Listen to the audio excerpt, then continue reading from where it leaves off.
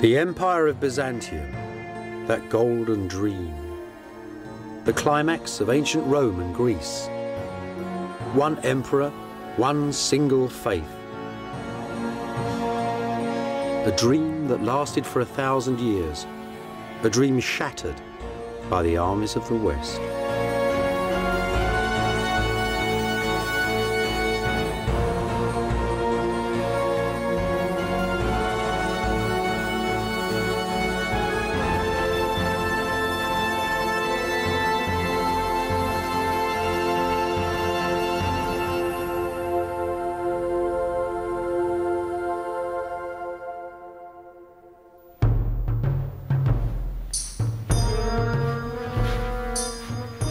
The fame of Byzantium travelled from Iceland to China, from Ethiopia to Russia, to every kingdom on the earth. And at its centre, Constantinople, the world's great marketplace. Its fabled wealth, its gold, its emeralds, its palaces, its glittering churches. A legend so rich it caused its own destruction.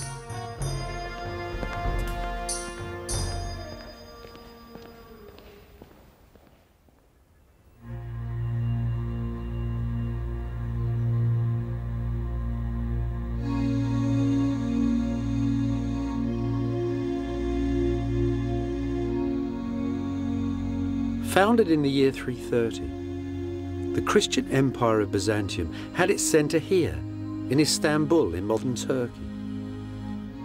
The Byzantines called this city Constantinople. 1,000 years ago, it was the richest city of them all, the eye of all the world. In the very centre, the ancient church of St. Sophia, converted now into a mosque. Here, the emperors of Byzantium met the King of Heaven, the lords of this world and the next, the centre of the Christian universe. Visions of this holy city and its golden emperors filled the mind and the imagination of every medieval prince and king until one day, an army of the Christian West came here and destroyed it.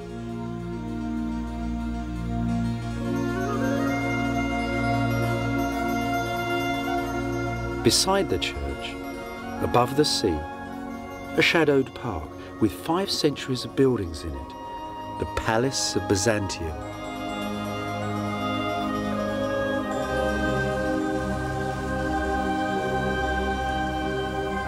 1,000 years ago, there were gold pavilions here, chapels, mansions, set in a sea of green. An earthly paradise. One of the most potent ancient legends of our planet, the home of God's emperor on earth. So where is the Holy Palace of Byzantium in modern Istanbul? That's a lump of it there. That sad, pathetic pile of brick. You have to go into the streets, into the alleyways. You really need a map. Look, I'll show you. Modern Istanbul. Why the map's always open the wrong way? Modern Istanbul, ancient Constantinople. I'll show you what I mean. Look, there's the great Roman roads coming into the centre of town, the hippodrome where the people met the emperor, the great church just beside it. And there, between that wall and that one there, that whole area was all palace. Dozens of buildings, dozens of churches, all together, high and glittering right across the hill. So you might ask, where the hell is it now?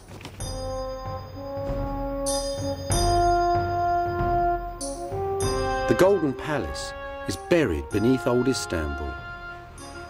The little streets are haunted by its lost pavilions, by ghosts of ancient gardens, by the shadows of its courtiers and generals. The enormous curve of the imperial racetrack still stands though, a shattered wonder of the medieval world.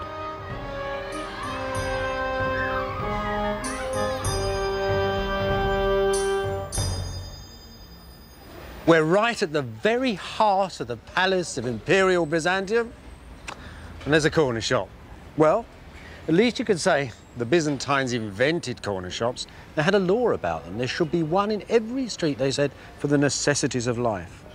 That there, though, that's something else. That's a part of the palace itself. Just part of the foundations, though. Once they held a great high terrace, not that tea house up there, where the emperors walked each evening in the fading light, their fine silks flowing gently in the fresh sea breezes.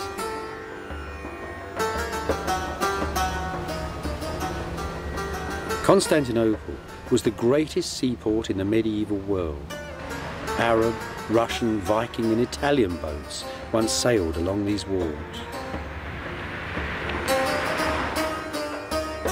This is the ruin of an imperial pavilion, some 14 centuries old. The warm sea once splashed against these walls. Those are the doors through which the emperor once walked to board the royal yacht, the Greyhound.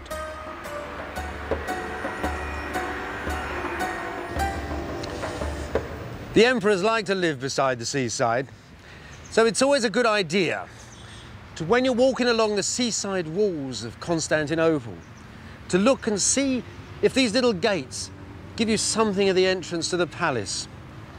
Some of them don't look much today, but they're very interesting. See this Greek text? It's part of a Greek version of the book of Habakkuk, a text we know once was laid around the base of a great statue of the Emperor Justinian that stood in the centre of the city.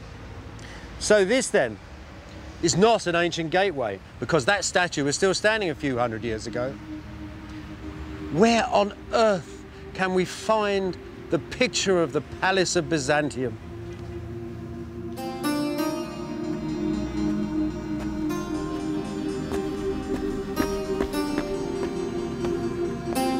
It's still here, of course, in its imitations, in echoes of the great palace of Constantinople that stand in Sicily and Spain, in Syria and Rome. Villas, gardens, and verandas, all set like tents across the hill.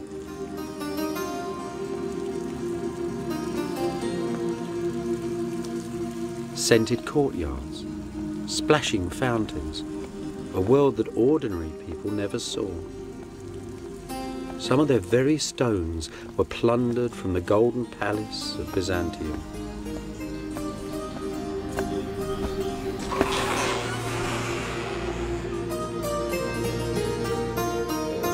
There were churches too, filled with the holiest of relics.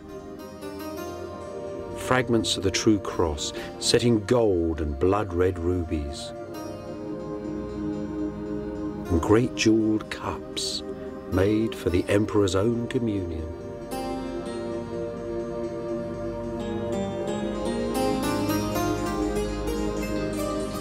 And at the heart, at the very centre of this magic palace, Byzantium's throne room, the throne room of the Emperor of Christendom.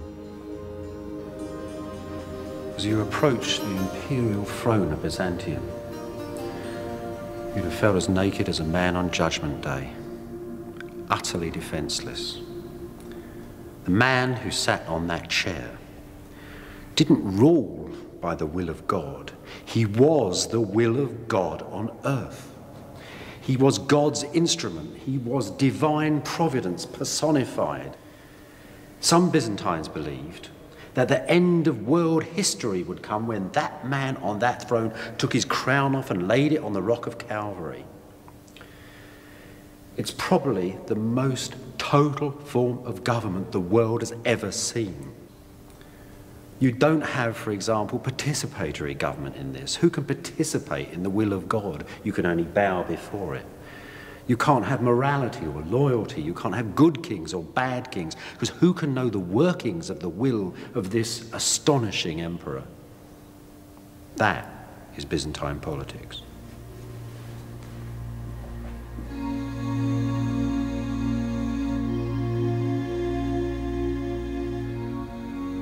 Byzantium ruled with cosmic certainty. It didn't dominate its neighbours with vast armies, but with images of God and government, with bars of gold and promises of princesses in marriage and alliance, all dressed up in the silk robes of Byzantium. The Byzantines operated a kind of cultural imperialism, and at the centre of the show was Constantinople, the Golden Palace and its emperor, the rituals of its church and court.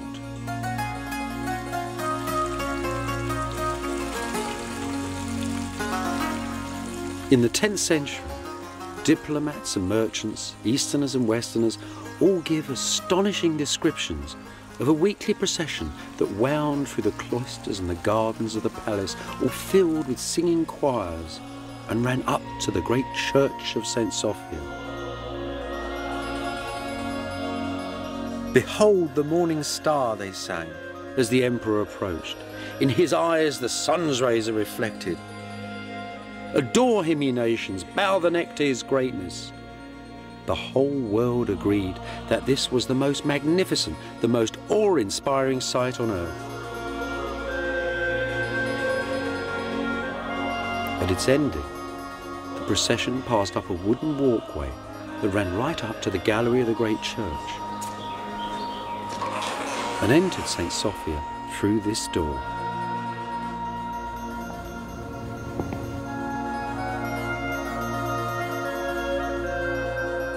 Here, high up in the gallery of St. Sophia, was the chapel of the emperors and the court.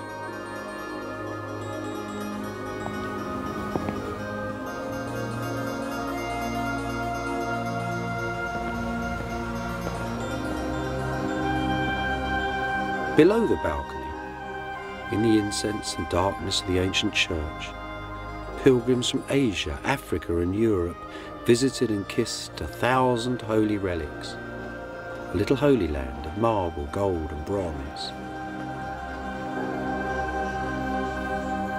In this smaller private space above, the emperors held courtly services and were enrobed for the vast ceremonials that took place each week in the church below.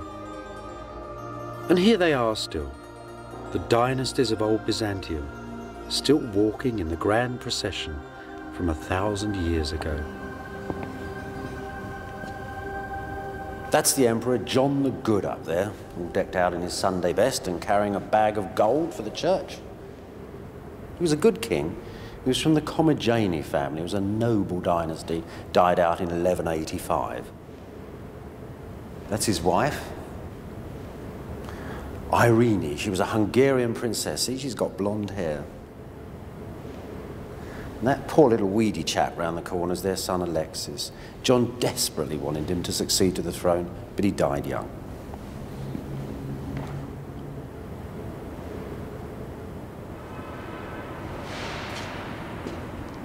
That person there is the most celebrated, most married monarch of the Macedonian dynasty, the Empress Zoe. Zoe ruled Byzantium in her own right in the 1050s, but Zoe also had royal blood in her veins, and she legitimized 3 successive husbands as emperors. That's the last of them, the pious Constantine IX. If you look closely, you can see that the head of that figure's been changed. I bet there were portraits of her other 2 husbands underneath. Now, the funny thing about this mosaic is that Zoe's portrait's been changed along with her husband's too.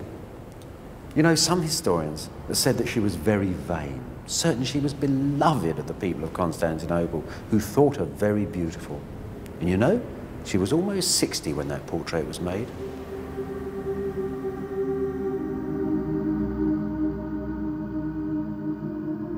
In the year 987, Russian ambassadors came south into the sun to see Byzantium. They told their prince, the ambitious Prince of Kiev, that they couldn't begin to describe the splendor of St. Sophia. They could only say that God dwelt here within it, and they were all baptized. Just as it intended, Byzantium had dominated its neighbours with pious splendour and magnificence. These Russians, though, were tough and warlike.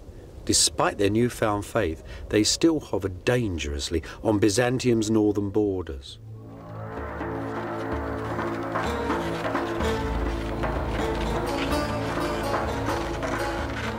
Rather than dispatch grand armies to subdue them, the Byzantines employed images of God and government. They built churches in Central Europe, the like of which the Northerners had never seen. And sometimes, too, the Byzantines sent bishops and ambassadors, men laden with wisdom, relics, and the word of God.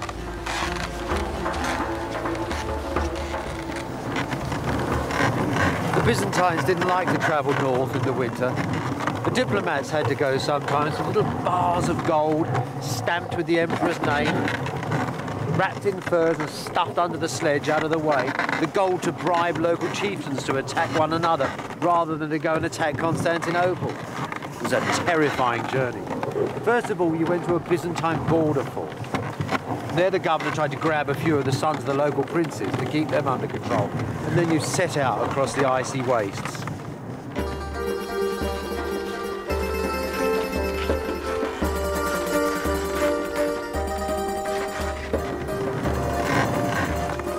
When you met some villagers, you might give them some silk, brocade, or pepper, or leather. But always out there as shadows hiding in the woods with a pecheneg. These were ancient tribesmen who really prided themselves on killing travellers and drank from their gold-bound skulls that hung from the walls of their tents, so it was said.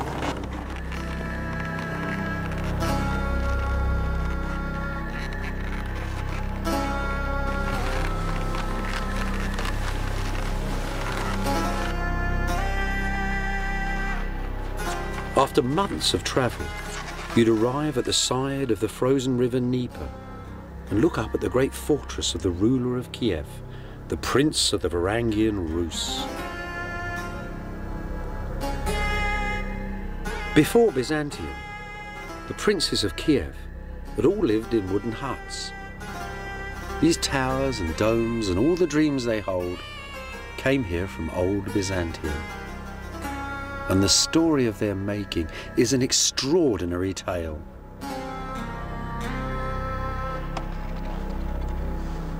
This little area here was once the centre of Kievan Rus, a little stockade just 600 yards across.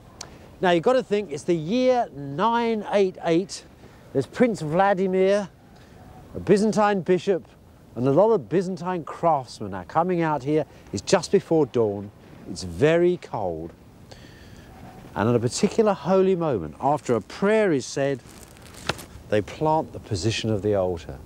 And then, as the sun comes up and a shadow is cast across the snow, a nobleman called Simon, so tradition tells us, took off a golden belt and they measured out 20 golden belt lengths. And that would be the first church in Vladimir's kingdom. It's an astonishing moment in history. It's the old technology of Greece and Rome, 1,000 years after those empires are gone, going into parts of the world that they had never managed to conquer.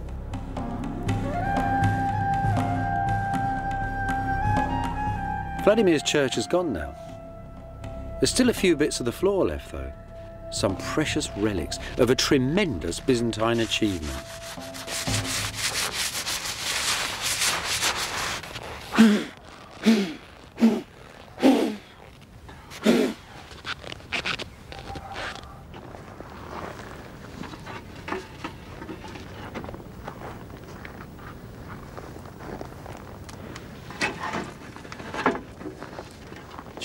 Dziękuję.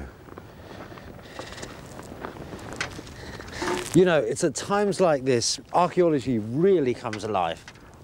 Look, this isn't just a little old bit of brick or mortar or something. These are the first bricks ever laid in Central Europe. It's not just stone on stone either. This is like somebody got into a Cadillac and drove it into the middle of the Amazon and parked it in a village where nobody had ever seen outside people before. This is astonishing. Look, it's only a bit of ceramic and a bit of mortar. You need 2 separate kiln masters with 2 separate kilns for that. They have to find the lime to make the mortar. They have to go to the river to find the clay down the road here. They had to build their kilns, cut the trees. And then they got them cutting stone, local stone, hewn from open quarries for the first time. The Russians didn't like working stone. There's an old Russian proverb: it is easier to teach an ill-tempered wife than it is to cut stone. But actually, their real problem was the weather. It was truly terrible. It was either freezing cold, and they complained bitterly that it was so difficult to lay bricks in fur-lined coats and mittens. And then when it thawed, this area was a mass of mud, and they had to devise incredibly elaborate wooden structures to hold the building up at all when they extended the foundations. So this is an extraordinary enterprise. How ingenious those people were coming from the south, how determined. It took them 8 years to get this place up. They learnt, though, the next time they built a church in 5 years.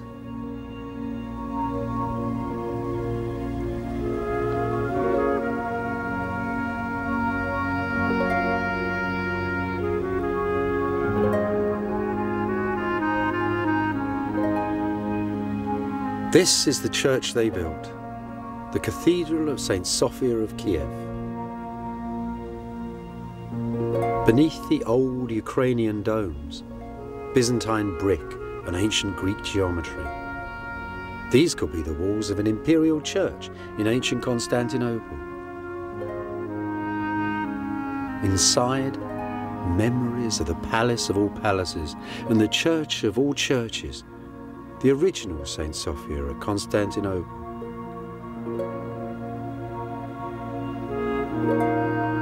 And gleaming mosaics too, made by Byzantine craftsmen sent here to work for Vladimir's son, Prince Yaroslav. Carefully preserved images of Jesus, Mary and the saints, images of government and holiness to pacify the north. The heavenly court of old Byzantium, floating high above the Prince of Kiev.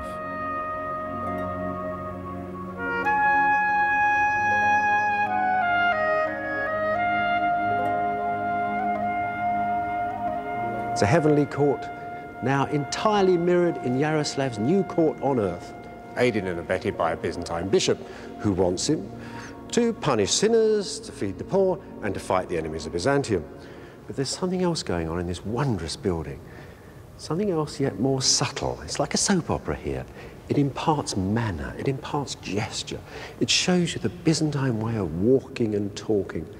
And between that fierce structure and this new manner, the old order of Rus was entirely swept away. But you know, despite all that, the Byzantines never really trusted the Rus.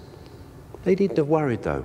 The Russians had learnt their lesson very, very well indeed. And centuries later, when Constantinople itself had been thrown away, when Constantinople, the second Rome, had gone, then Moscow, the new capital of the Rus, declared itself as the third Rome.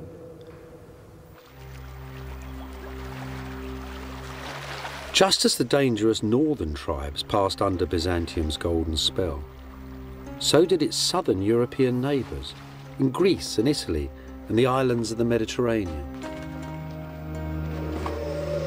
Venice, that ancient little town set on the mud banks of a North Italian salt marsh, was the owner of a powerful fleet of warships, as much a menace to Constantinople as were the tribesmen of the north. Beneath the stones of Venice, then, the bricks and columns, the technology and arts of old Byzantium. Just like Kiev, Venice's first churches and its most powerful images of God and government all came here from Byzantium.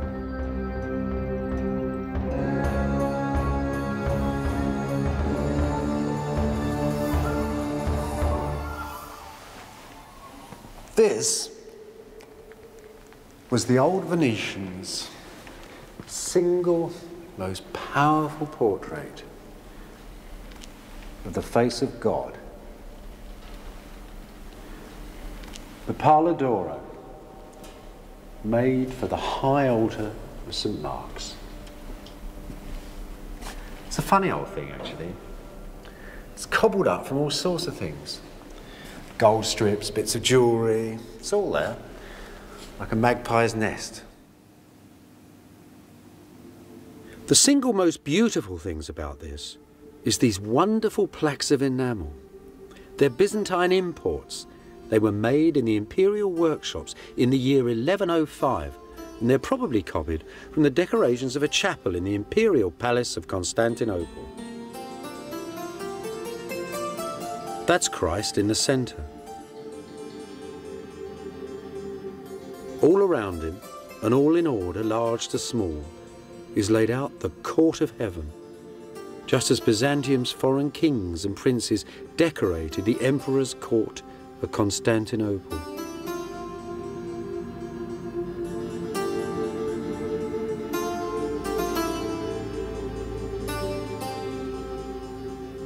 If you were a useful ally for Byzantium, and you sent off 30 or 40 pounds of gold to Constantinople with a humble letter, the emperor might just honour you with some of these panels, pictures of God and your local saints, and portraits too, of you amongst the golden prophets and the angels of Byzantium. This was the power of Byzantium abroad, its prestige, its foreign policy. This little chap here is Ordolafo Faglia, the ruler, the Doge of Venice. He's the man who commissioned the greater part of the Pala d'Oro. Now this is where you can start to see something of that provincial envy of Byzantium starting to work. That envy that almost rose up and threatened to destroy the great imperial empire. Look, I'll show you what I mean. There's the man, there's the Virgin Mary, and there you would expect the man's wife, but it isn't his wife. It is the Empress Irene of Byzantium. So what's going on here? Well, I think the Venetians have sort of rejigged it. So the dear old Doge of Venice, who by Constantinopolitan rights was a minor official on the edge of empire, suddenly popped up as, you know, married to the great empress. They've also, the Venetians, cunning devils, given him a halo. You see, they've soldered a whole new head on there. The Byzantines would never have sent a figure of a local ruler with a halo on, so he's sort of really bumped up in the holy hierarchy here. But there's one thing the Venetians missed, and this is quite funny, because rulers in the celestial universe wear red socks. The Virgin Mary has red socks, the Empress has red socks, all the kings on this have red socks. But poor old Ordolafo doesn't. So he isn't really at the top of Byzantium's holy hierarchy. You don't think that's important?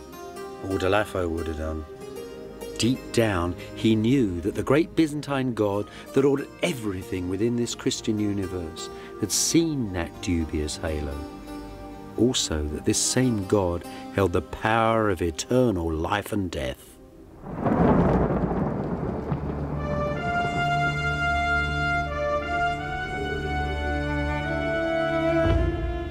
By the Middle Ages, Byzantium's most powerful images of God and government had crossed the Mediterranean and penetrated Central Europe too.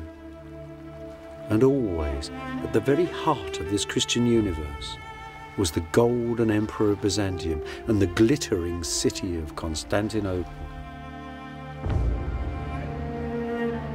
What did that legendary city really look like?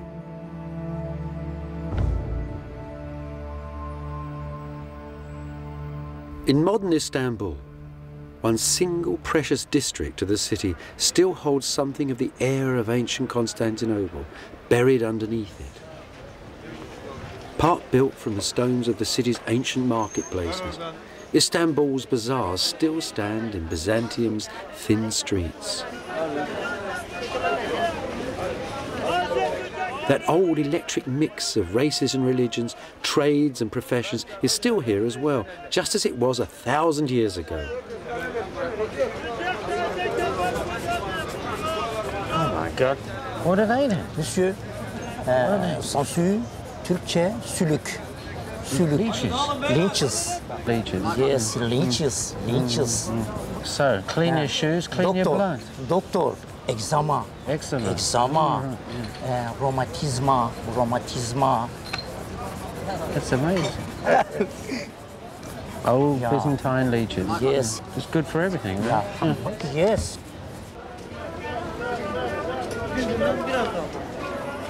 Set between the East and West, Constantinople was the world's great marketplace, a living legend.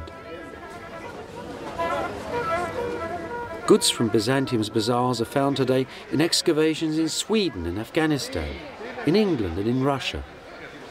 And like Coke cans in the Gobi Desert, they give out a very special buzz.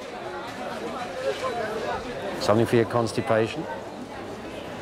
Henna for your fingernails. And cumin. Everything the Byzantines had. Sultanas. Bet they didn't call it that. In Byzantium, women mostly made the deals. Nowadays, though, the traders here are men.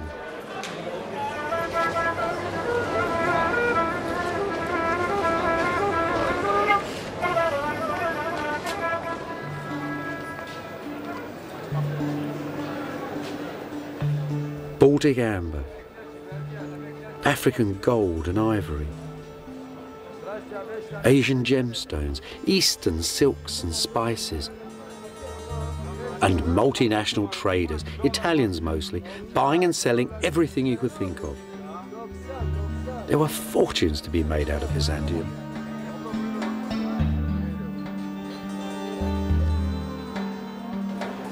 You know, the weavers, the great silk bazaars of Byzantium have been famous for centuries upon centuries.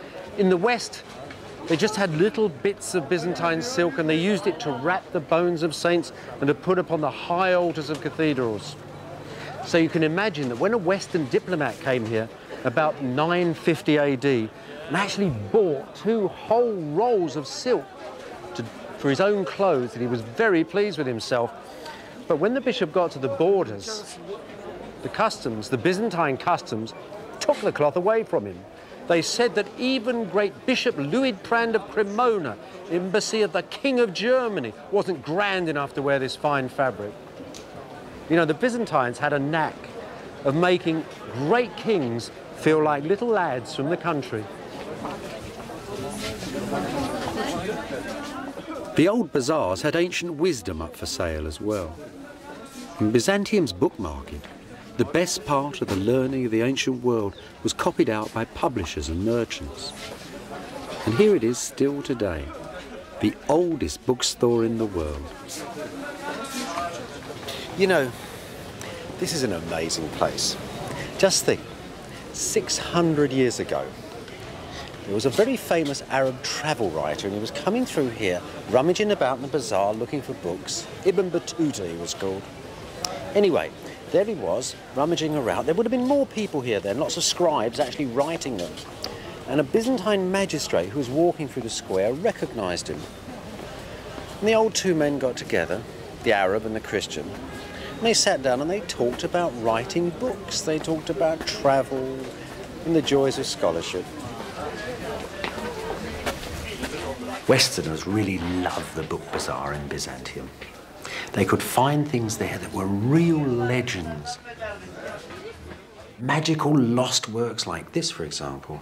This is a copy, Greek copy, of an ancient work made in Alexandria by an ancient Greek. And it concerns the workings of the universe. Westerners only knew this from the talk of learned Arabs. Now, after visiting the bazaar, they could actually own a copy of Ptolemy's Alchemist. Books like the Alchemist gave algebra and chemistry to Western Europe.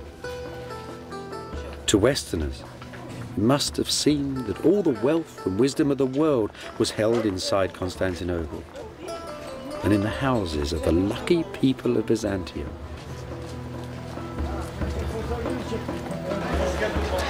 The Byzantines lived in a very face-to-face community. It was a very tight, enclosed world. They were incredibly superstitious, always looking for signs as they looked at each other, things that might change the meaning of their relationships with one another. The angle of a man's shoulders could tell you if he was having an affair. If you had a dream that you'd put on a pair of shoes and weren't going anywhere, it meant you might be getting married.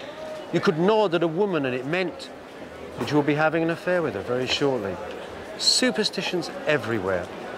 They divine the future by listening to thunder, but above all, they love charms and trinkets, things you can buy in bazaars, glittering treasures.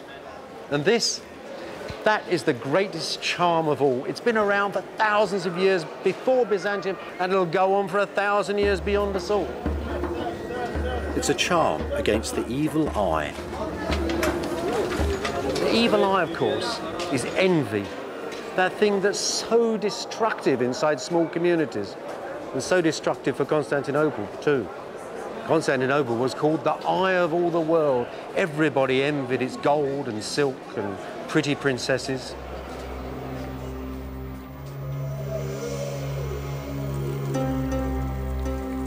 Not everybody, though, was allowed a glimpse of heaven. Poor old Bishop Luitprand of Cremona, who'd come to Constantinople for silks and for a Byzantine princess for his prince, hadn't got either of them. The Byzantines had lectured him upon the gross behaviour of his prince and sniffed at the very idea of sending an imperial princess to such a barbarous and distant kingdom.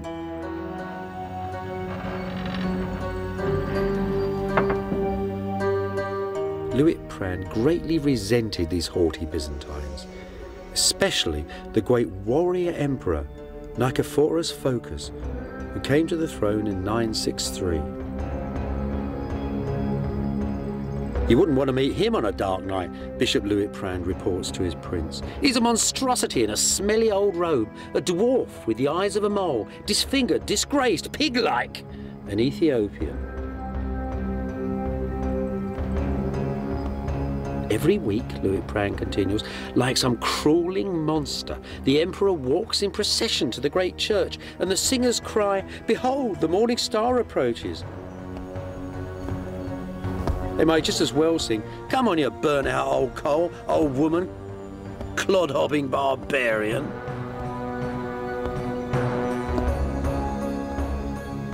As Western diplomats like Luitprand reported on the weakness of the emperors and on the 1,000 years of treasure in their city, so Western Europe's princes grew ever stronger, ever more powerful, and ever more envious of Byzantium.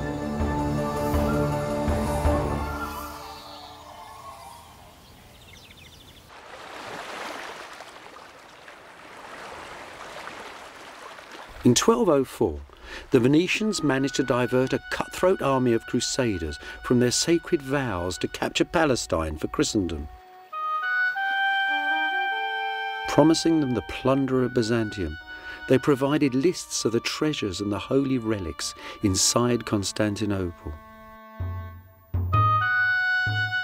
On the 13th of April, Venetian war galleys sailed up to the city walls. And the knights of France and Germany, of Italy and England, jumped from the boats onto the battlements. The campaign that followed was a nasty mix of treachery and chaos. At the ending, the city's walls were breached and the imperial throne was overturned. Many Byzantine nobles fled here, to the palace of Black Eye, where they were besieged by Henry, the noble Prince of Flanders. Now, the Venetians knew exactly what was in this palace. They even had an inventory of its contents. And when the nobles gave up the fight, they took everything they could out of the building. Gold, silver, precious jewels, silk, satins, ermine, minever. The haul was tremendous. More booty, it said, was taken from this town than from all the cities since creation. Over the next 50 years, half of Constantinople was boxed up, crated, and shipped out of the city to Venice and the West.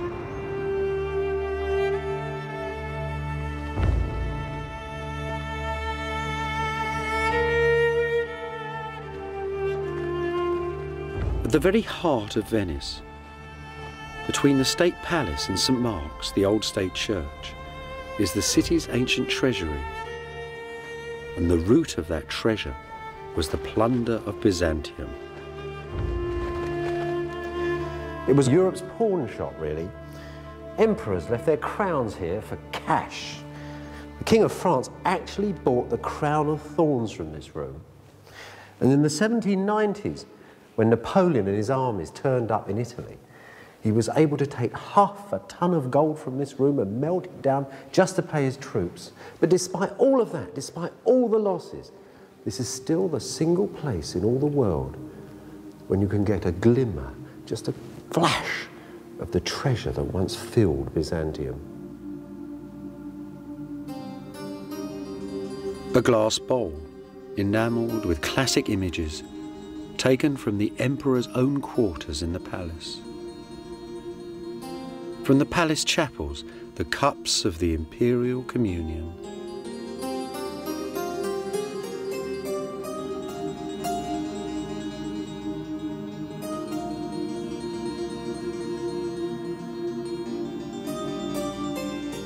A golden icon of St. Michael, studded with Indian emeralds.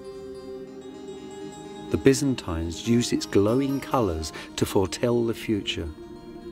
This too came from the palace, probably from the chambers of a queen. Inside St. Mark's as well, the altars filled with the holy relics looted from Constantinople.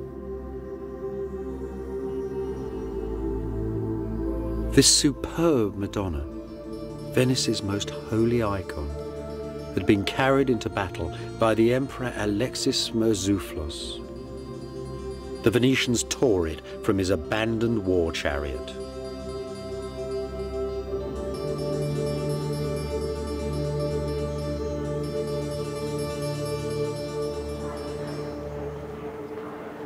It's not just the inside of St. Mark's that filled with the plunder of Byzantium. The whole outside of the cathedral is covered in stones stripped from the churches of Constantinople and shipped by the Venetian navy.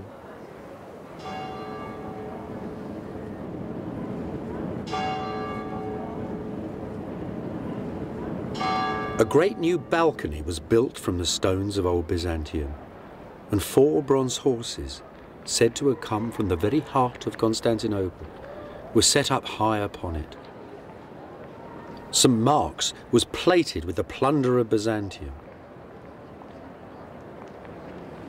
Today, the old brick church has all but disappeared beneath the foreign marble. Shiploads of columns from Constantinople now decorate the doorways of the church.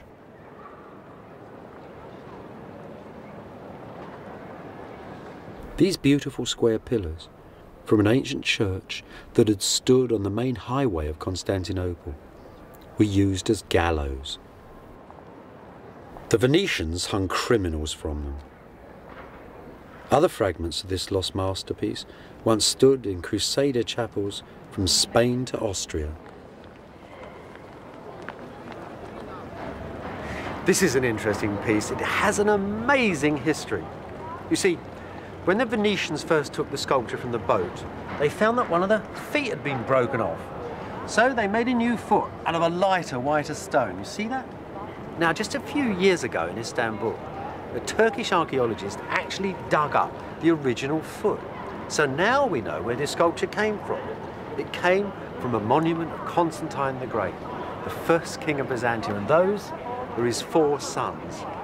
Think of that. We have bits and pieces here from all ages, all styles. This stone is from Egypt, others are from Syria, from Greece. All that style, that richness that went into Byzantium then has gone to make the city of Venice itself.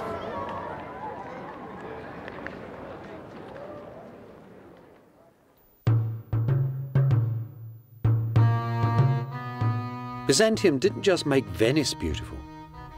All the courts of Western Europe now held the plunder of Constantinople. Objects whose hypnotic sparkle crackled through Western Europe. In modern Germany, the little town of Limburg still holds one of these most alien objects. A piece of the cross on which Christ was crucified, transformed by a Byzantine into one of the world's great jewels, and then carried off to Germany by Heinrich von Ullmann, a crusading knight.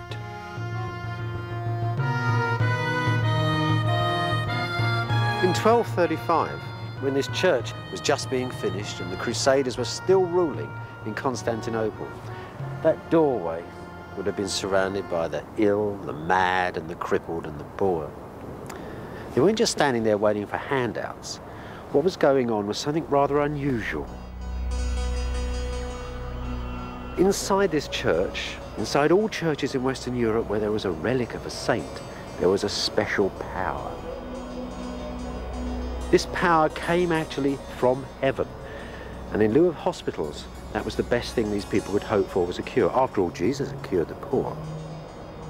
Now, saints were denominated as holy men by two things: by the actions of their lives and by the fact that their bodies didn't decay. So the little fragments of bone and flesh were very important. When people went up to their shrines and touched them, they were in touch, you might say, with a little bit of heaven, as if there was a hole in the holy ozone that you could reach up through heaven, through the words of the priests and the incense and the music, and some of these blessings could rain down upon you.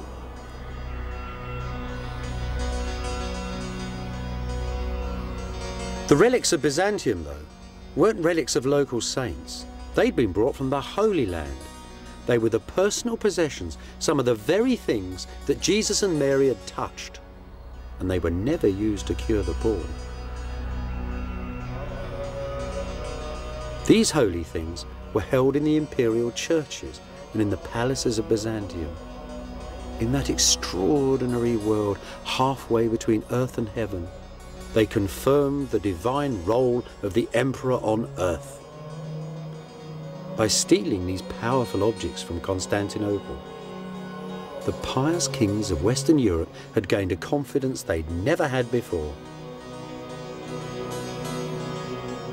This then, that taking of the relics, was the taking of the holiness of the divine right of kings, the beginning of Western Europe, of Eurocentricity, and almost, you might say, of the modern world.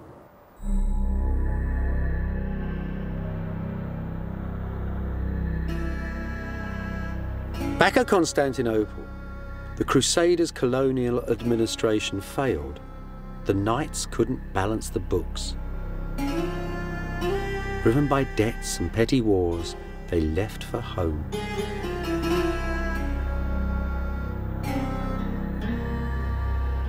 On August the 15th, in the year 1260, a new emperor, Michael VIII, walked in solemn procession through the ancient gates, dressed in the imperial robes of silk and gold, with his choirs, his soldiers, and all his priests. Safe inside, he addressed the adoring people of the city, who'd laboured under foreign rule for 50 years and now celebrated the return of Christ's true emperor to the very centre of the earth. A while ago, God was angry with us and made the west into a great wind that blew us from our city, and we lived like the birds beneath the branches of a tree.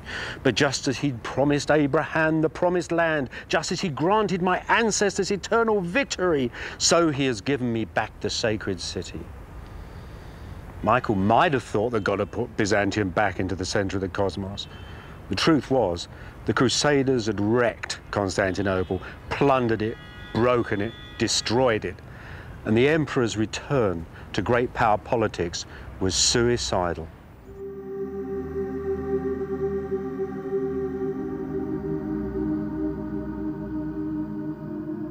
Michael and his Byzantines didn't know that, though.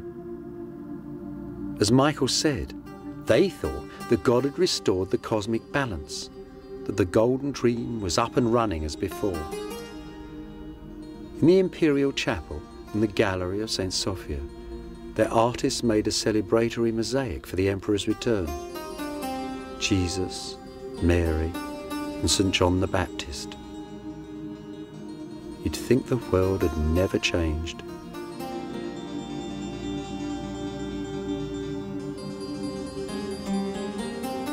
Just 20 feet away, The stone is said to mark the grave of the Venetian who led the Western armies to Constantinople. Enricus Dandolo, the man who broke Byzantium. His bones, they said, were thrown out the window into the street, and even the dogs wouldn't eat them. The great mosaic, though, humane, transcendent, optimistic, is the finest single work of all Byzantium's mosaic masters. See how it takes the light. The court of heaven shimmers in the church.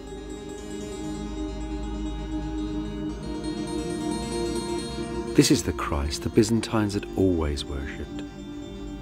Not a Western Christ upon a cross impaled in dismal earthly history, but the old Eastern Christ, Christ of all times and of all places, Christ of the palace, Christ of Kiev and of Venice, Christ, Lord of Byzantium.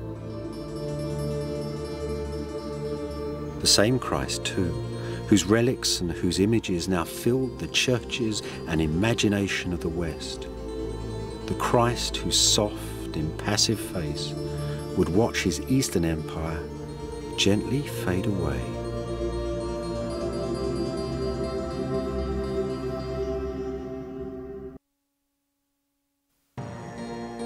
This is the story of the ending of a civilization, of the breaking of a way of life, the story of a nation facing extinction, and of the choices that its people made.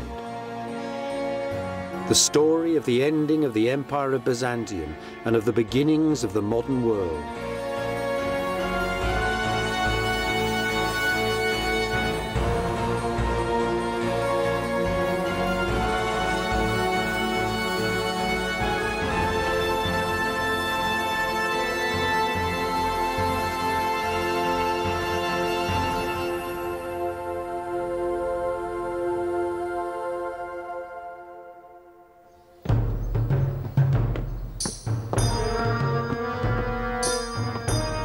The last years of the Empire of Byzantium were filled with stress and beauty. Faced with enemies, looking for friends, and always waiting for the ending. As it fell, Byzantium's ornaments, its arts and peoples settled on the West like sparks from a burning forest. Sparks that lit the Western world.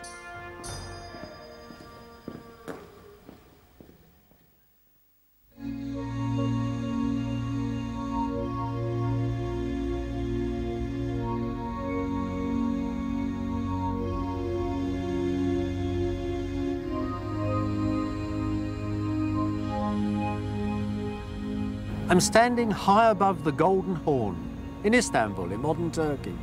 I'm standing right on the edge of Europe too. That's Asia over there. Now, 800 years ago, from here to the Great Blue Sea was the most famous palace in the world. Its wealth, its beauty, its sacredness was the envy of people from Iceland to China.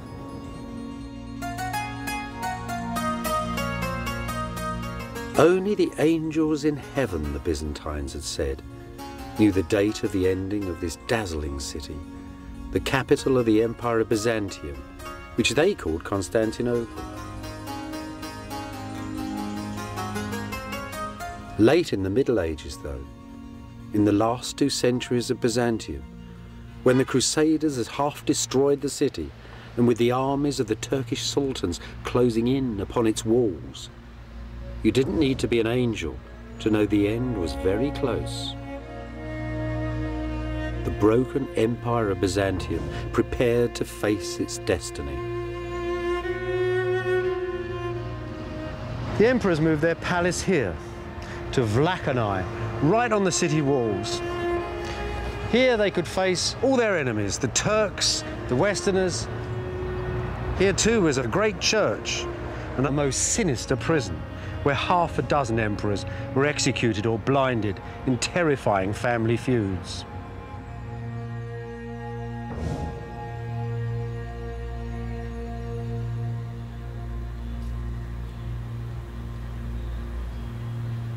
Just like the emperors, Jesus, Mary and all the saints had also moved out onto the city walls. This is the great monastery church of St. Saviour in Cora, St. Saviour in the fields. In the last centuries of Byzantium, the city's greatest icons were in this church, waiting to be paraded round the walls in times of siege.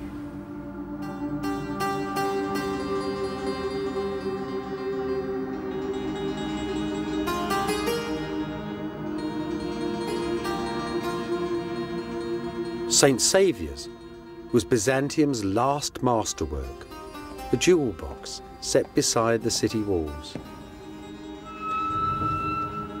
Inside these little city churches, many people found their individual answers to the most terrible dilemma that any culture has to face: the threat of annihilation, of the death of a nation. The imperial crown was stored here, alongside the holy pictures. It's said that on the last night of Byzantium, on the 28th of May 1453, as the Emperor Constantine Palaeologus was praying, the Virgin Mary came down from heaven and asked him to return the crown to her, as God withdrew protection from his holy city.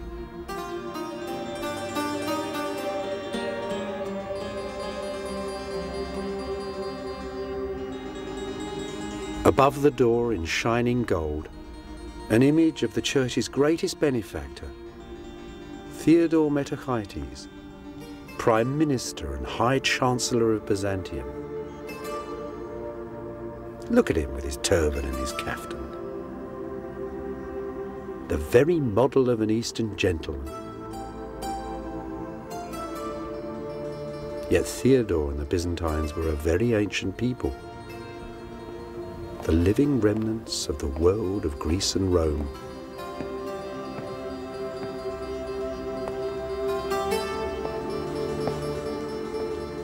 Even by Theodore's day, though, by the 1320s, the great Chancellor had come to the conclusion that Byzantium's ancient heritage was quite exhausted, that all one really had to do was to wait and pray and silently endure. His church is a meditation on eternity.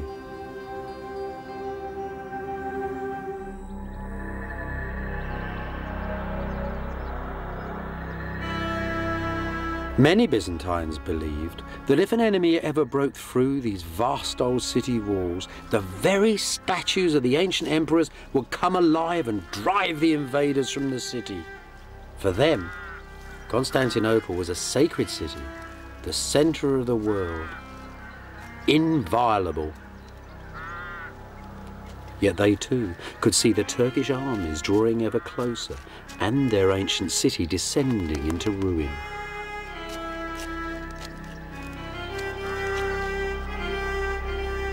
By the 1400s, many of Byzantium's brightest minds had left the gathering gloom and darkness of the crumbling city and settled in a fresh new town beneath the mountain tops of southern Greece. A sparkling town on a hilltop close to the ruins of ancient Sparta, a town called Mistra. A miniature kingdom ruled by the emperor's brother Theodore and Queen Cleope, his Italian wife, where Jews and Greeks, Byzantines and Italians, Greek and Latins could live happily together.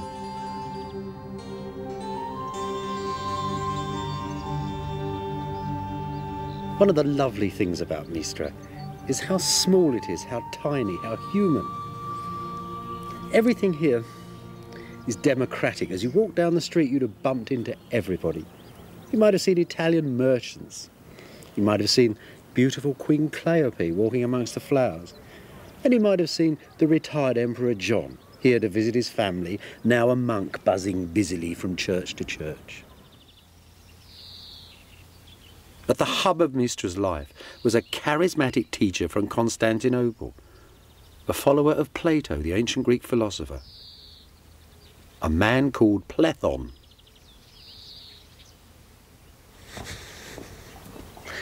In Plethon's time, Mystra was already famous. It was a little paradise, they said. The men were handsome, the women were beautiful, and the stones were from ancient Sparta itself. But everybody knew that they were doomed.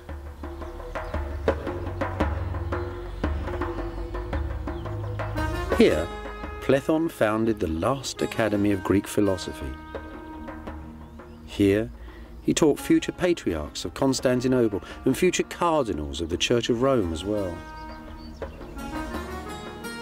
As they mingled with the philosophers of late Byzantium, for a brief while, Western visitors to Mystra witnessed the last flowering of the living world of ancient Greece.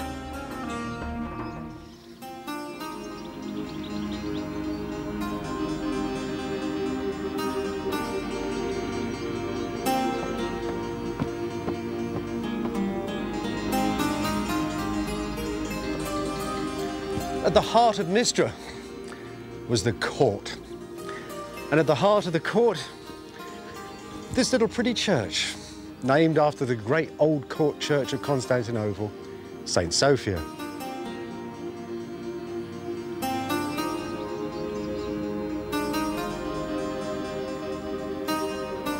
There's not much left here now. Just Christ up there on the wall, and a few beautiful fragments of marble. Most of the church has been stripped out completely. There's even a little double-headed eagle still up there, the double-headed eagle of the last emperors of Byzantium. But the real treasure is here on the floor. Look at this. See that? That stone there, that purple stone, that's imperial porphyry. That's a stone, well, it's the half-magical stone of Byzantium. When this church was built, it hadn't even been mined for 1,000 years. Yet little chippings of it were taken around the world and set in floors like this. It was the stone in which Roman emperors had been born in rooms that were covered in it. This, though, is probably the very stone where the last emperor of Byzantium was crowned. Constantine Palaeologus, the last ruler of Mystra, was crowned here on the 6th of January, 1449. 3 years later, he died fighting on the walls of Constantinople as the Turks took the city.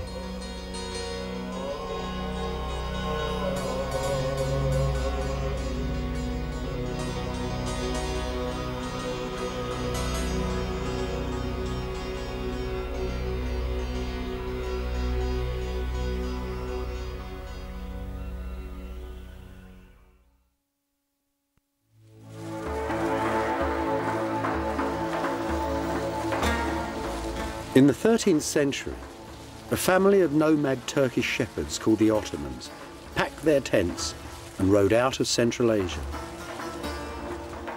2 centuries later, the Islamic armies of the Ottoman Turks, commanded by members of that same family, had conquered most of the territory of Byzantium and a large part of Southeast Europe too. The centre of this enlarging Turkish empire was a city at the borders of modern Greece and Turkey, the city of Edirne, the capital of the Turkish sultans.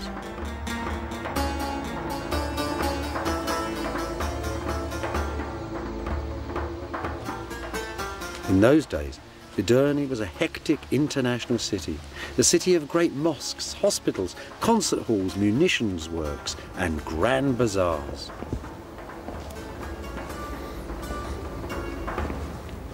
This is one of the colleges of learning at Edirne. In Sultan Mehmet's time, there were many of them here, and they formed a circle like a university around the court. It was an international university.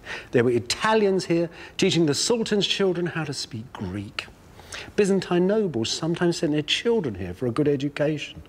Old Plethon came here as a young man. Here it was, he met Persian fire worshippers who taught him all about their strange religion. Here it was too.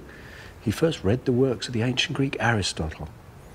Clearly this dynamic, international, rich, powerful society was far more than a match for the poor old empire of Byzantium. It was also clear that the ancient city of Constantinople had been engulfed by this adolescent multinational empire, that Constantinople lay at the strategic centre of its trade routes and on the supply lines of the Turkish armies that were eating into Eastern Europe. That is why Byzantium was doomed.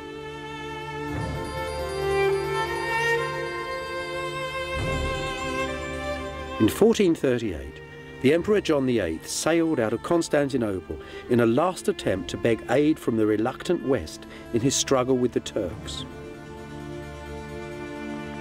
After 77 days at sea, the imperial convoy arrived at the friendly port of Venice.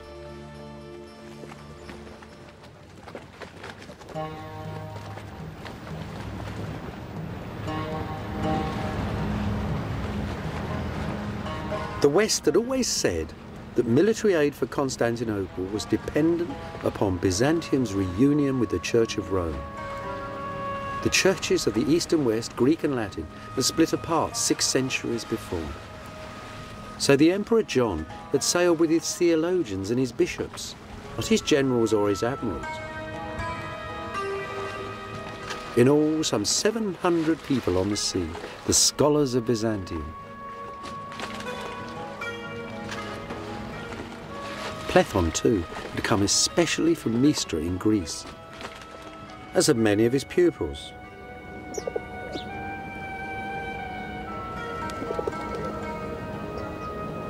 The most extraordinary thing about this gathering, that there were bishops and priests from all the cities of the ancient East, all the cities founded by Greece and Rome, the cities of Alexander the Great, the cities of the 7 wonders of the world, all had their representatives at the council, all at once and all together.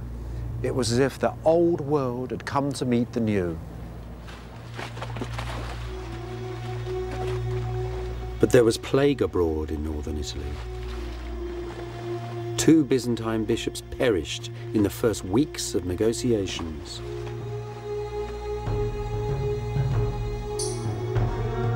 The emperor and his retinue rode away from danger, over the mountains and down to the central plain of Italy. Here, perhaps, at Florence, they might forge that union with the West that Byzantium so desperately needed.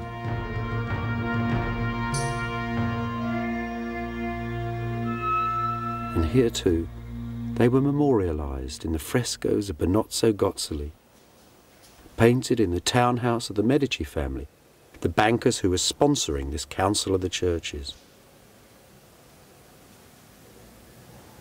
That's John VIII, John Palaeologus from Mystra, Emperor of Byzantium, come to the West to seek aid. He'd ruled 12 years at this point. When he got here, the Florentines, those dedicated followers of fashion, thought he was a knockout.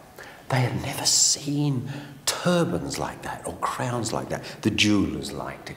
The Florentine weavers liked it. The painters liked it. This was a man whose dress and demeanour influenced fashion here almost for a century. They didn't like him much, though. They thought all the Greeks were haughty, sarcastic people who seemed to be laughing at jokes that they wouldn't share with the Florentines. Didn't like them at all, really. What they were experiencing, actually, was a typical Greek thing. It was the full force of the divine right of kings.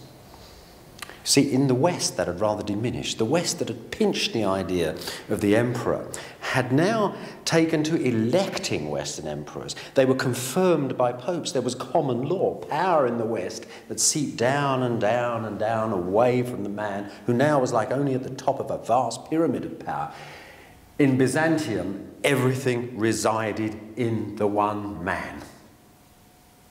Now, in the West, and here it is, out for a stroll in the country, Cosimo and the other 700 Medici, all on their horses. This is entirely reversed. I mean, here you've got a man who is a banker, a politician, a multinational businessman, you might say.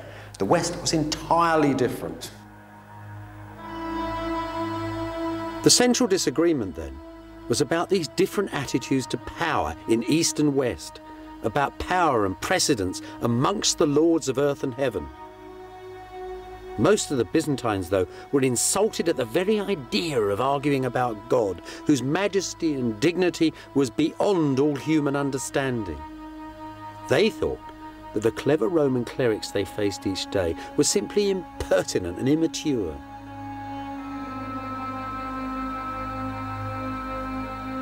After a year of recrimination and debate, the Emperor John, still desperate for military aid, simply ordered his delegation to agree to most of the West's arguments.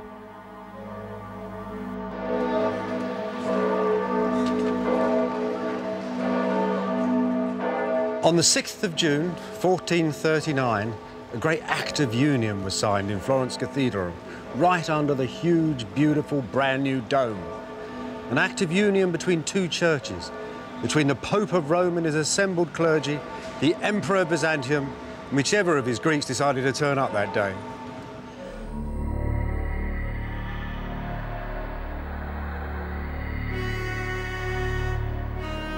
Back at Constantinople, though, the union with Rome caused riots. Italian priests were insulted in the city's churches, and Western Europe sent no aid. Disillusioned, disappointed, the Emperor John died a few years later and was buried here in the monastery of Christ Pantocrator, Christ, the Lord of earth and heaven. And at this same monastery, Gennadius the theologian preached that the union with Rome would bring down the wrath of God upon Byzantium.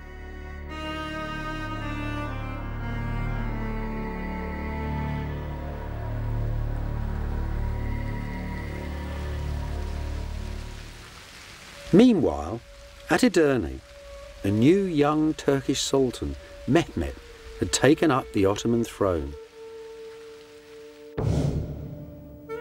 At Constantinople, the new emperor, John's brother, Constantine, soon discovered that he now had a dangerous and most impatient neighbour.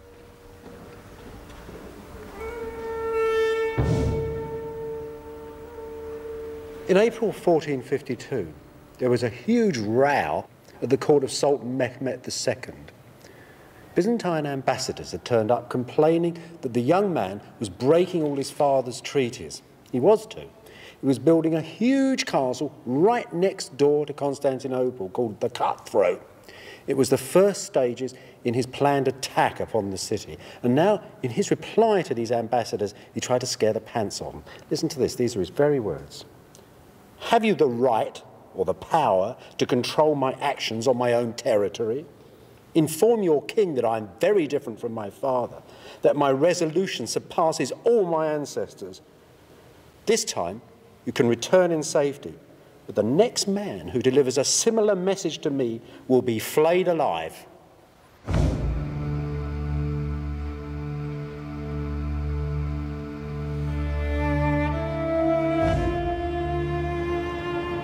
Back in Constantinople, the new emperor, Constantine XI, reluctantly composed his reply. "It is clear," he said to the Sultan, "that you desire war more than peace, so let that be your desire. I release you from all your oaths and treaties with me, and in closing the gates of my city, I tell you I will defend my people to the last drop of blood." The Turkish mosques in Byzantium were shut. The Turkish troops who were sightseeing in the city were thrown out the gates. Byzantium was at war.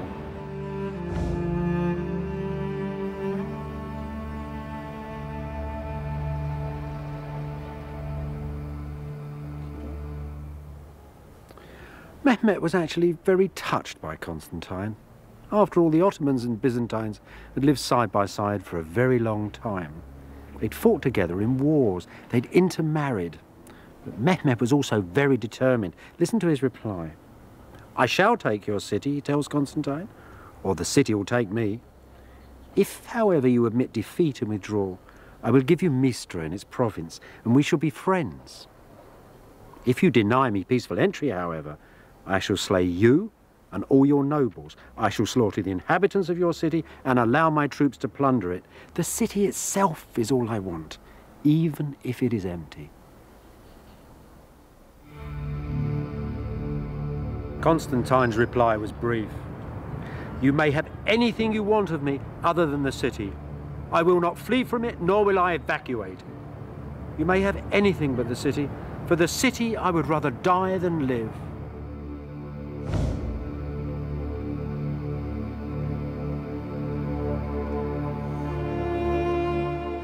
On the evening of the 28th, the Sultan Mehmet addressed his armies standing assembled outside the city walls. I give you, he said, the capital of the ancient Romans, the summit of power and glory, the center of the world. I give over to you the men, women, and children of this city, its gold and silver, its silks and furs. All I want are the buildings and the walls. It really was the standard offer of a medieval commander to his troops before the final assault. And they roared in agreement. There is but one God, they said, and Muhammad is his prophet.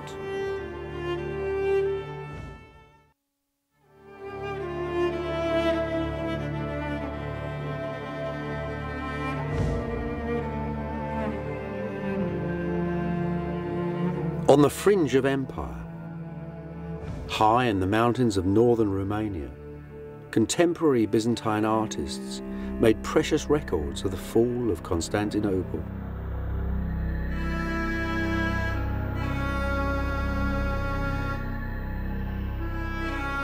Here's the Turkish armies, waiting for Mehmet to order the final assault upon the city. The cannons, large as dragons it was said, brought down from Edirne to pulverize the city's vast old walls.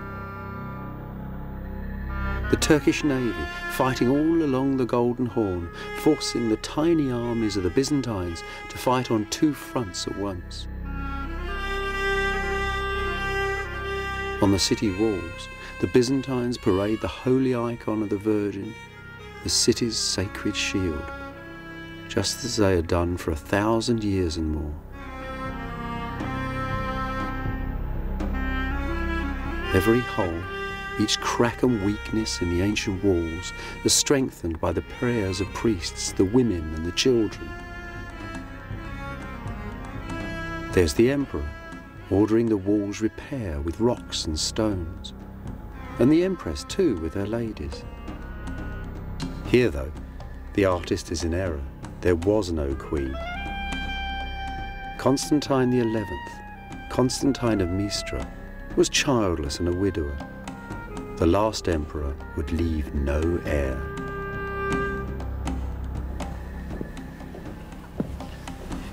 On the last day of Byzantium, an eerie quiet fell over the city. Mehmet had told the Turks to rest for a whole day before the last assault.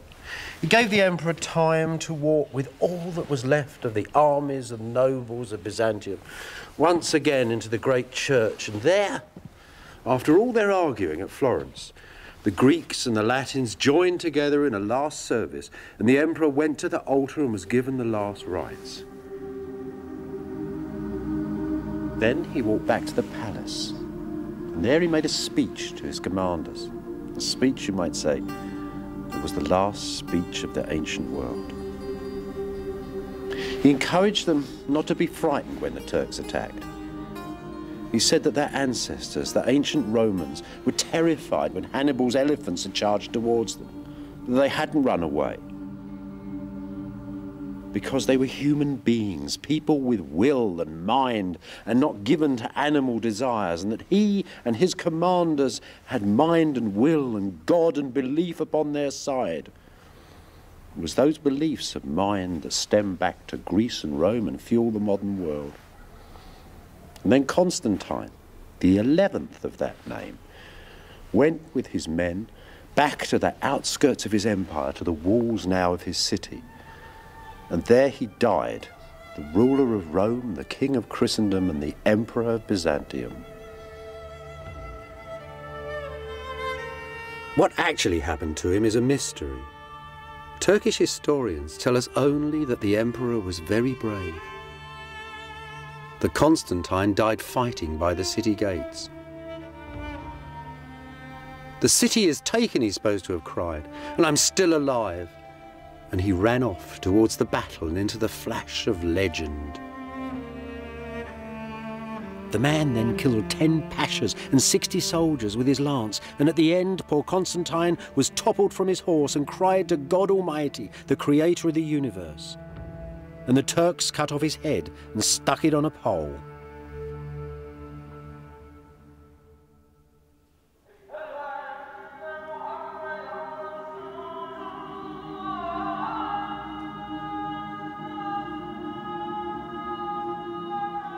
As he rode through the streets of Constantinople on the first day of the Turkish conquest, Sultan Mehmet found whole districts of the sacred city derelict and abandoned, saw hovels and graveyards built amongst the ruins of its legendary palaces.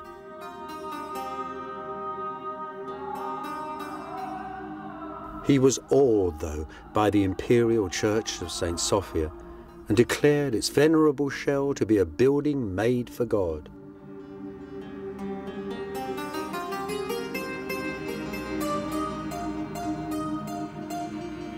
So the church of St. Sophia, the church of the divine wisdom, was converted to the mosque of Hagia Sophia, the mosque of the divine wisdom.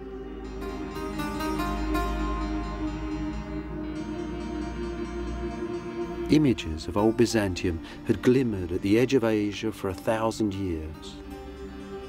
Now new ghosts, new legends and new peoples came to haunt its fabled stones. Legend tells that Mehmet rode into St. Sophia on his war horse and placed his finger in this magic column and spun the church around to face Mecca for the call to prayer. History tells that the Sultan ordered the tomb of Constantine the Great, the founder of Byzantium, to be demolished, along with the burial church of the ancient emperors, and this great mosque, the funerary mosque of Mehmet the Conqueror, was put up in its place.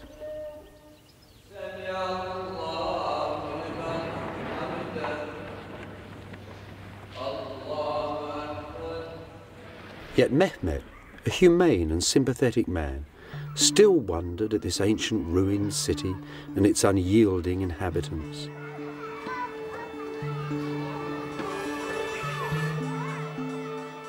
The most eminent Byzantine left alive inside the city was Gennadius the theologian. Mehmet visited him here, in the monastery of Christ Pantocrator. Who were the people of this crumbling ancient city, the Sultan asked him, and what exactly was their faith? Like most of the inhabitants of this most stubborn city, Gennadius would only answer for himself. You may not call me a Greek, he said, because I do not believe as those ancient pagan people once believed. You might call me a Byzantine, because I was born in this city. But I prefer simply to call myself a Christian. He might also have added that he considered himself to be an exclusive member, a leading light of the society that was God's kingdom on this earth.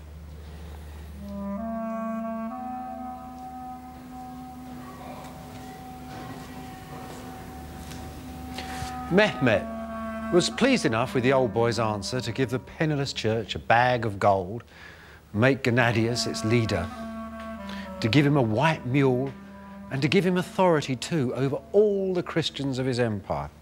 It was an arrangement that lasted for 4 centuries.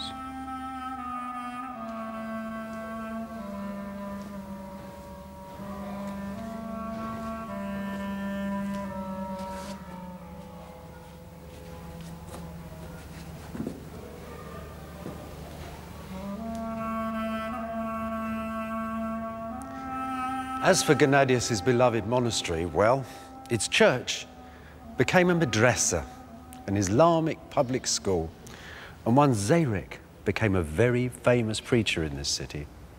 Now, when Mehmet first came to the church, his quick eye had noticed a great line of stone sarcophagi along the aisle there. In fact, they were the tombs, the sarcophagi, of the last kings of Byzantium. John of Florence was buried here, his brother, their queens. These he took for his new palace in the city.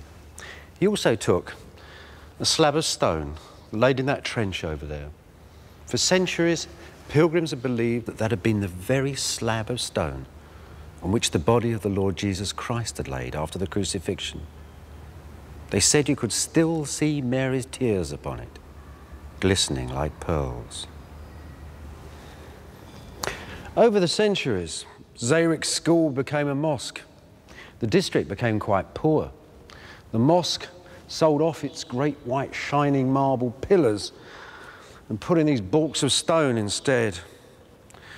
And the great screen, the altar screen from the church, whose golden panels now stand on the high altar of St. Mark's in Venice, were turned into that, a minbar, a pulpit for reading the Quran. So it all seems to have gone, doesn't it? But there's still something here. If you lift the carpets of the mosque and go through to the ancient floor underneath, then you'll see a memory of Imperial Byzantium.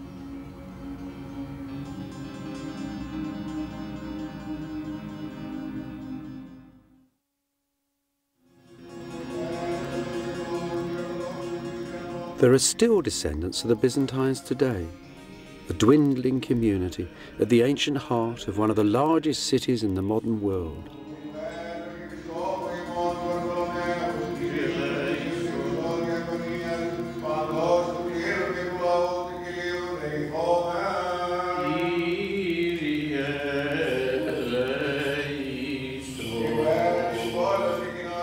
Their worship in this sole-surviving ancient church is guaranteed by the proclamations of ancient sultans hanging on its walls.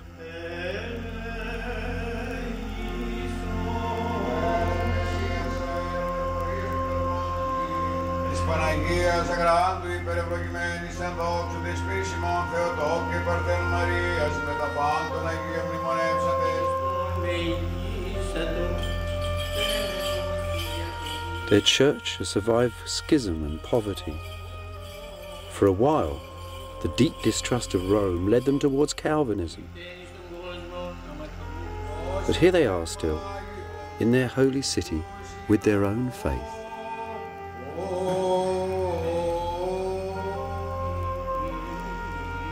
Scattered too, through myriads of monasteries and far-flung churches, pale shadows of the ancient earthly empire of Byzantium.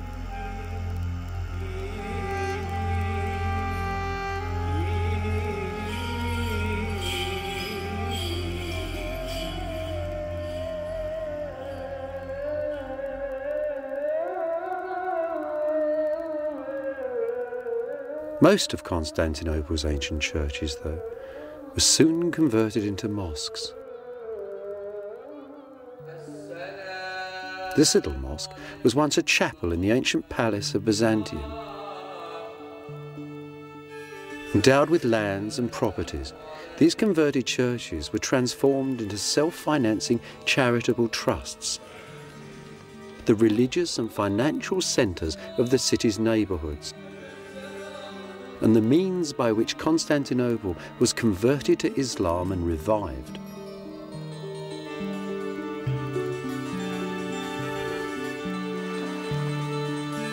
Under Turkish rule, Constantinople was to become a rich and thriving city once again, the centre of a mighty empire, just as it had been 1,000 years before. Just before the conquest of Constantinople, a radical young bishop called Bessarion, Plethon's most brilliant pupil, had returned to Italy and had been made a cardinal of Rome.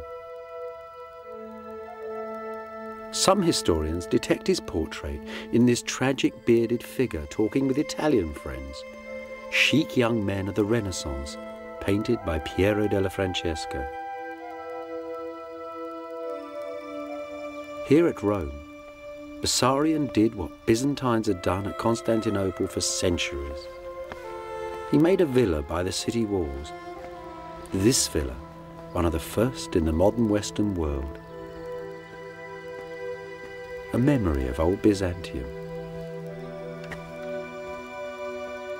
Bessarion spent his life making a memorial for Byzantium by founding an academy of scholars.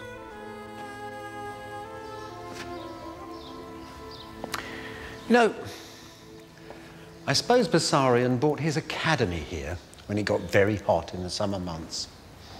This academy was a group of people who he'd gathered around him. Some were exiled Byzantines, many of them were Europeans, but everybody who could help him hold the identity of Byzantium together for as long as possible. Poets, artists, writers, translators, all sorts of people. Couldn't have been that difficult to find people, because this was a really fashionable idea. Dear old Plethon had introduced Plato to the West. The Renaissance was beginning. This is early Renaissance building. For a few years, this was the coolest place on the planet.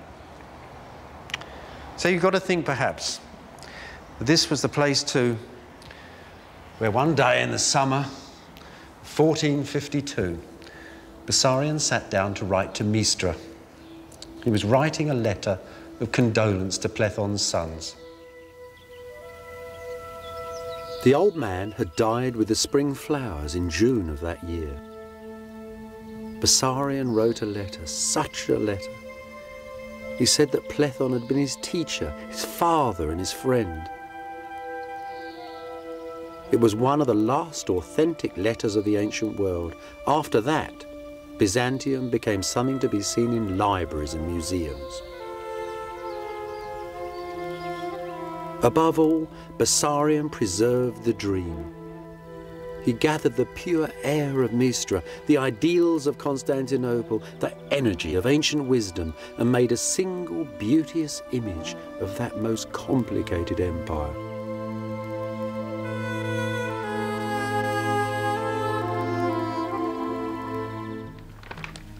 The West had seen nothing like this flood of wisdom that was pouring from Byzantium. Homer, ancient Roman law, and a myriad of other texts. And they'd seen nothing like Bessarion's academy. Part of the modern world, its science and its scholarship, was started by these exiles from Byzantium. Plethon and Bessarion first taught the West old Plato's heady individualism that so fills the modern world. Bessarion, too, told a Westerner about an ancient text that inspired Columbus to sail west from Europe on the east wind to America.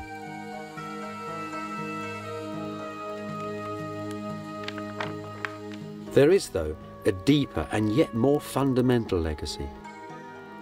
A vision of a universal order that stretches back through Byzantium, through Roman Greece to the Bible and the most ancient East.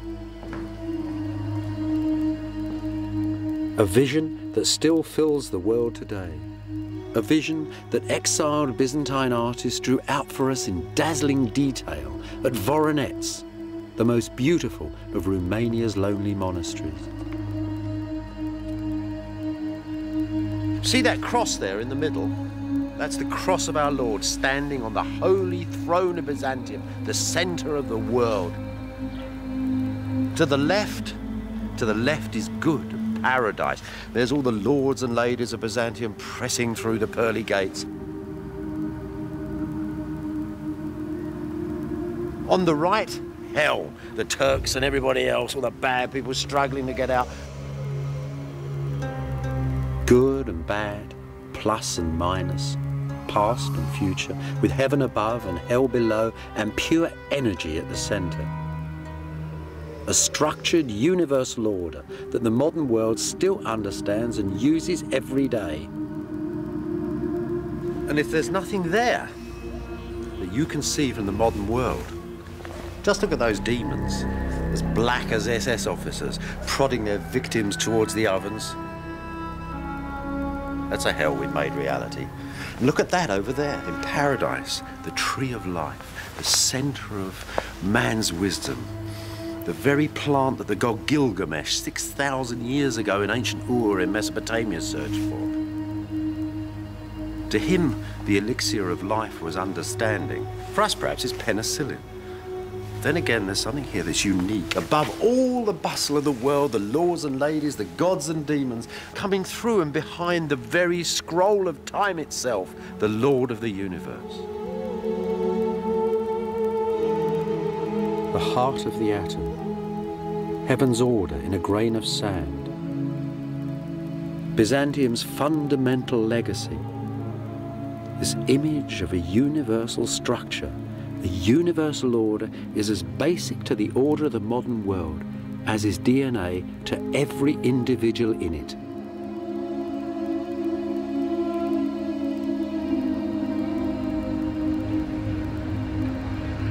Nowadays, Constantinople, the heart of old Byzantium, is called Istanbul, an old Byzantine phrase that simply means the city. Inside the modern city, though, the past is disappearing.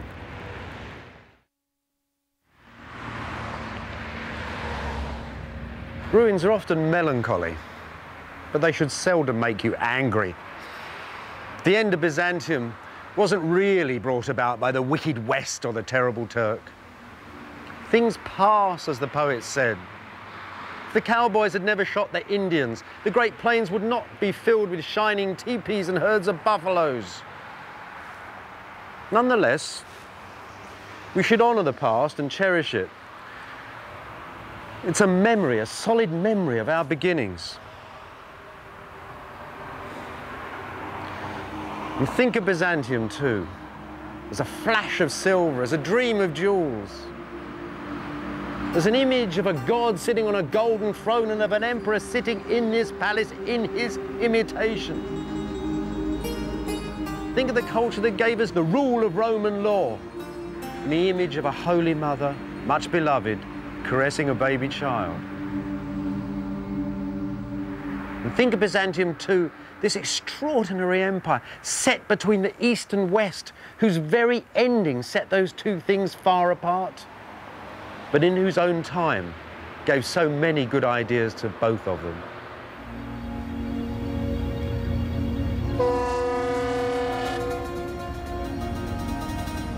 When sailing from Byzantium, listen to the city's fading sounds. Visit in your mind its golden images and all the shadows of its history. And as you wave goodbye, you'll discover that you can never really leave the past behind.